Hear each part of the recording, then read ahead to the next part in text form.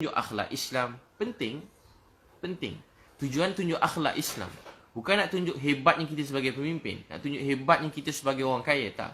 Tapi nak tunjuk akhlak Islam. Jadi penting.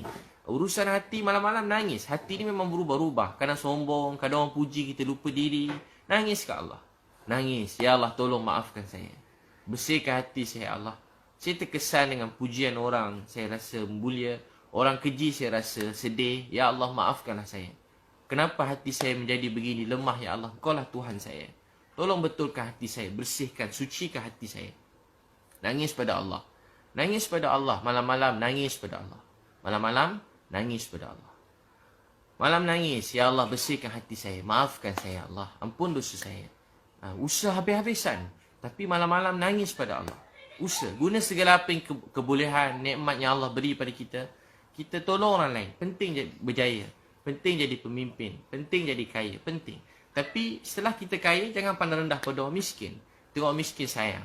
Sebab doa dia, Allah terima saya. Selalu tengok orang miskin, mungkin sebab doa pakcik ni, hidup saya berkat. Ni doa mak saya. Doa mak saya.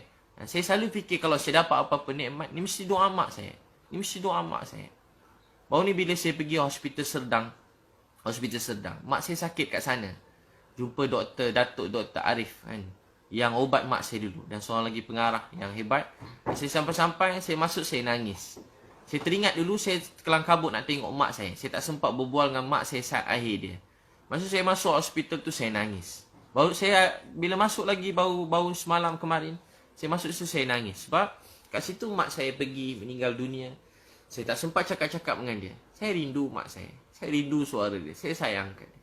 Saya percaya kalau ada apa-apa kebaikan yang saya dapat buat sekarang, ini semua doa mak saya. Hanya Allah yang balas kebaikan doa mak saya buat saya. Saya kalau sedih orang kata kekeji, saya ni sedih juga. Bila saya sedih, ubat saya nangis. Nangis pada Allah. Dan bila saya sedih, saya kata, ya Allah, kalau ada pahala untuk sabar ini, saya hadiahkan untuk mak saya. Saya hadiahkan untuk mak saya. Saya hadiahkan untuk mak saya.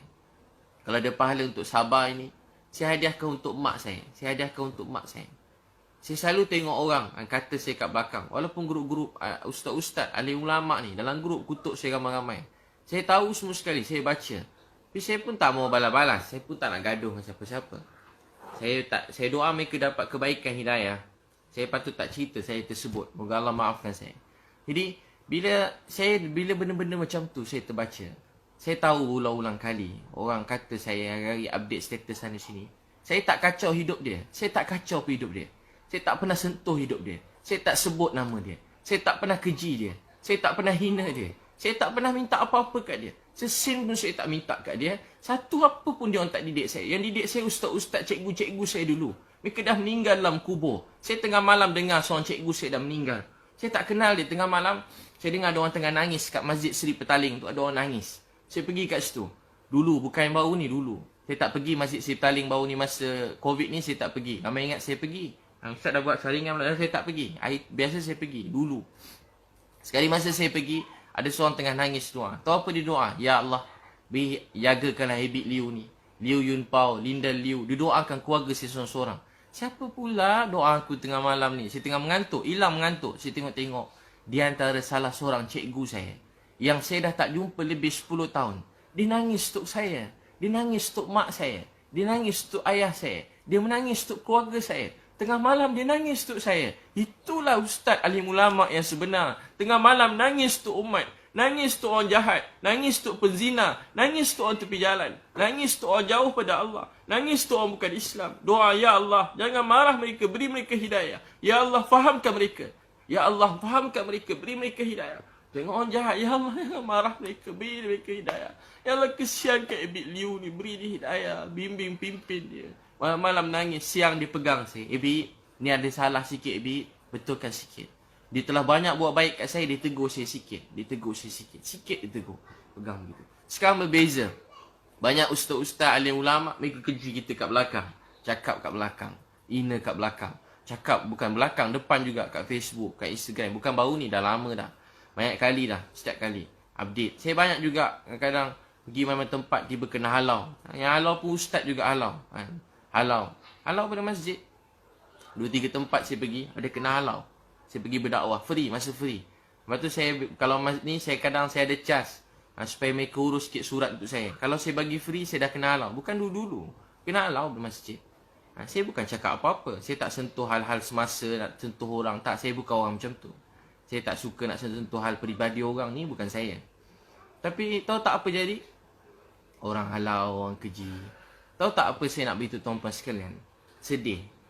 Orang sekarang patutnya, ramai alim ulama yang baik-baik, yang soleh, yang sangat saya hormati. Membuat saya semakin cinta sayang pada Islam. Tapi ada juga alim ulama yang baik-baik, yang belajar jauh-jauh. Dia jadi macam, dia penat agaknya belajar jauh-jauh. Penat belajar jauh-jauh. Lepas tu tengok tiba-tiba Cina mana pula ni agaknya. Tapi macam tu, keji kat belakang, cakap bukan-bukan. Saya macam, pada dulu lagi. Saya tak kacau hidup dia, tak sentuh hidup dia. Saya tak susahkan dia pun. Saya tak minta sesuap nasib pun kat dia. Saya pun tak ada kacau hidup dia, tak pernah keji dalam ceramah saya tentang dia. Saya cuma berkongsi kebaikan. Ni kan dunia Instagram, Facebook. Saya memang saja banyakkan baik-baik. Sebab anak-anak saya pun ada Facebook, Instagram. Saya nak dia tengok benda baik-baik. Saya nak banjirkan benda baik-baik dalam Facebook, Instagram ni. Saya nak anak-anak saya tengok. Kalau tak, anak-anak kita sayang orang Korea. Tak salah sayang orang Korea. Dulu kita mak-mak sayang orang Hindustan.